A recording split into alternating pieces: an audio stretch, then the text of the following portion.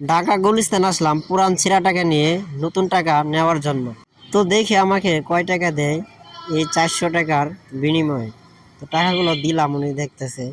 আর দেখেন এখানে অনেক ধরনের নতুন টাকার বান্ডেল।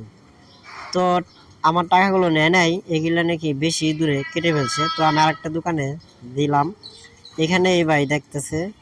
তো উনি দেখি কি বলে। অবশেষে উনিও একই কথা বলতেছে যে বেশি কেটে ফেলছে, টাকাগুলো নেওয়া যাবে না। ঢাকা গুলিস্তান মোড়ে এই টাকার বিনিময়ে টাকা পাবেন। তো আজকে বৃষ্টি, অনেকে আসে নাই, আর অনেকজনই এসেছে। দেখেন টাকার বান্ডেল নিয়ে একদম সাজিয়ে বসে আছে। তো এই যে এগুলো কিন্তু প্রাচীন আমলের পয়সা, রাজার মাথা থাকে, এগুলো দিয়ে কিন্তু টাকার বিনিময়ে আগে এগুলো চলছে।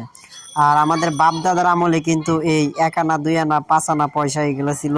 আর আমাদের আমলে কিন্তু এই 1 টাকা 2 টাকা 5 টাকা কয়েন। তো আমি আগেকার দুইটা টাকা দেখতেছিলাম বাংলাদেশের, একটা 1 টাকা, একটা 10 টাকা। তো দুইটা আমার কাছে 500 টাকা চাইছে। তো আমার কেনার ইচ্ছাটা শেষ হয়ে গেল, কারণ এত টাকা এখন আমার সাথেই নেই।